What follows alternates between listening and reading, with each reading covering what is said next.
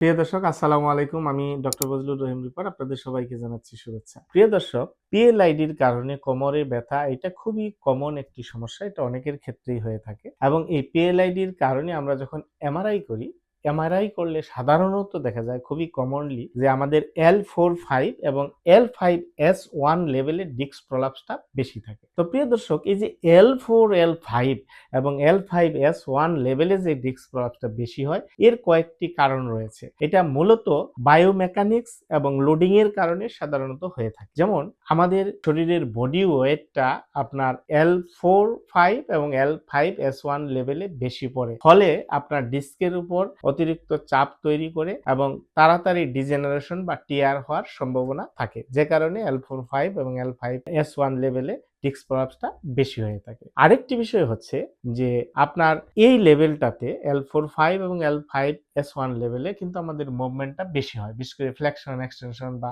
Rotation. এই মুভমেন্টগুলা এখানে বেশি হয়। বেশি হওয়ার কারণেও কিন্তু আপনার ডিস্কের মধ্যে অতিরিক্ত চাপ পড়ে এবং সেক্ষেত্রেও ডিস্ক প্রলাপস হওয়ার সম্ভাবনা বেশি থাকে।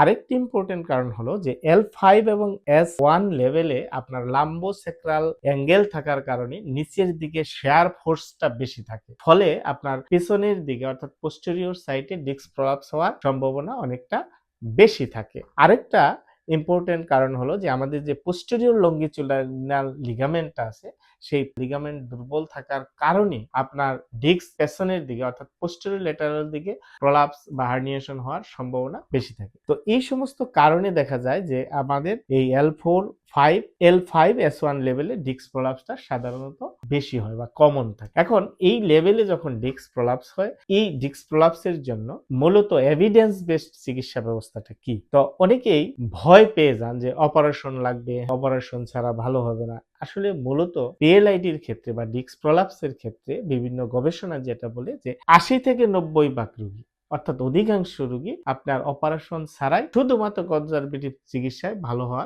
সম্ভব। এখন কথা হচ্ছে যে কনজারভেটিভ ট্রিটমেন্টটা কি? এখানে কনজারভেটিভ চিকিৎসাটা যদি আমরা প্রপারলি নিতে পারি তাহলে কিন্তু অপারেশনের কোনো প্রয়োজনীয়তা নেই। এখন কনজারভেটিভ ট্রিটমেন্ট বলতে যেটি বোঝায় যে এখানে আপনার সামান্য পরিমাণ মানে অল্প পরিমাণ ব্যথানাশক ওষুধ খাওয়া যেতে পারে প্রাথমিক স্টেজে ব্যথা এবং ইনফ্লামেশনটা কমানোর জন্য। কিছু মাসল রিল্যাক্সেন্ট থাকতে পারে এবং কিছু নার্ভ রিলেটেড মেডিসিন থাকতে পারে, সেটা অবশ্যই চিকিৎসকের পরামর্শ অনুযায়ী।